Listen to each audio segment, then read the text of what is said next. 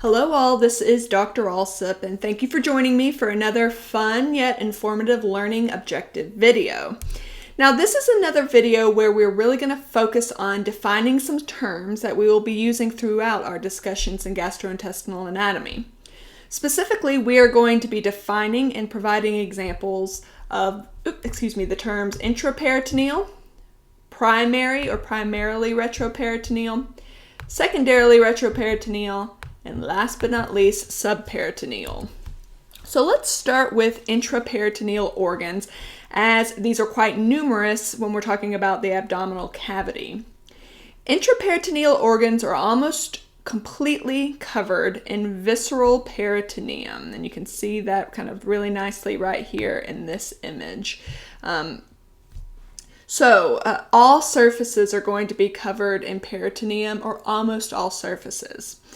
These organs are going to be suspended within the abdominal cavity, but not inside the peritoneal cavity, so invaginated within the peritoneal cavity, similar to most complexes of serous membranes. Remember the example of the fist being the organ, so having that visceral peritoneum that is going to be covering the organ or the fist, as you can in the example. The parietal serous portion is going to be on the outside, and there'll be those continuations. And then the peritoneal cavity, or in other examples, obviously in terms of the pericardial cavity, when you're talking about the heart, that would be in between. So it's not within the cavity, but it's going to be invaginated within. All right.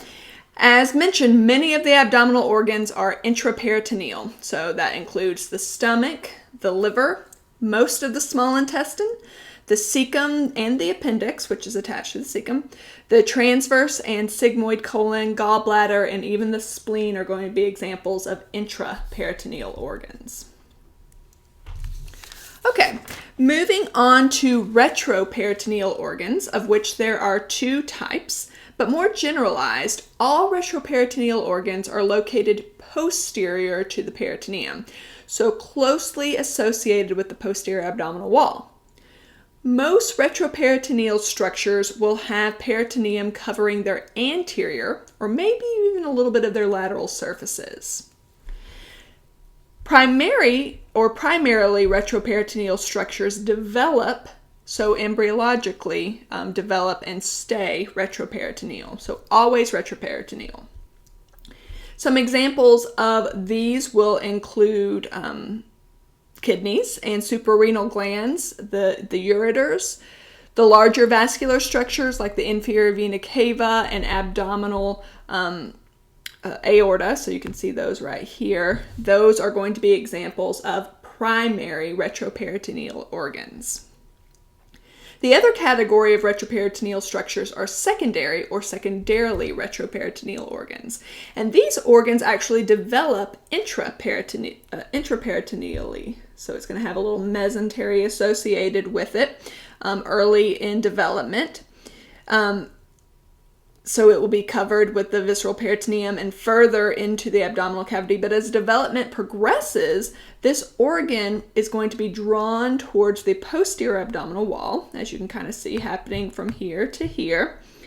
And it will actually be drawn all the way to the posterior abdominal wall and only be covered with peritoneum on the anterior surface. So the descending colon is an example of that.